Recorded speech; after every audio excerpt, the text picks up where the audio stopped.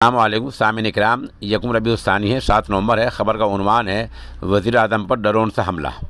معاملہ عراق کا ہے۔ عراق کے وزیر اعظم مصطفیٰ الحمیدی کے مکان پر، رہائش گاہ پر ڈرون سے حملہ ہوا ہے۔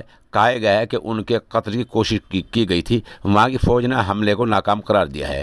تاہم چند گھنٹے پہلے خبر آئی تھی کہ وزیر اعظم پر جو حملہ ہوا ہے، وزیر اعظم اس میں معمولی زخمی ہو گئے ہیں، لیکن وزیر اعظم کے سیاسی صلاح کار نے جو ٹویٹ کیا ہے، ٹویٹ میں بتایا ہے کہ زخمی نہیں ہوئے ہیں اور وہاں کے وزیر اعظم پوری طرح محفوظ ہیں۔ ظاہر سی بات ہے، کسی وزیر اعظم کی رہائش گاہ تک ہتھیار لے جانا، ڈرون پہنچانا اور وہاں حملہ کرنا، یہ غیر معمولی بات ہے۔ یہ کوئی معمولی بات نہیں ہے۔ یہ کسی عام آدمی کا کام نہیں ہوتا، ملک کے کسی آدمی کا کام نہیں ہوتا۔ یہ غیر ملکی طاقتیں ہوتی ہیں، شر پسند عناصر ہوتے ہیں جو پورے ملک میں انارکی پھیلانے کے لیے اس طرح کی حرکت کیا کرتے ہیں۔ اب ہمیں عراق ہے اور دوسرے ممالک ہیں، ان میں خود اپنے طور سے اتنا مضبوط ہونے کی ضرورت ہے تاکہ باہری طاقتیں ہم پر اس طرح کے حملے نہ کر پائیں۔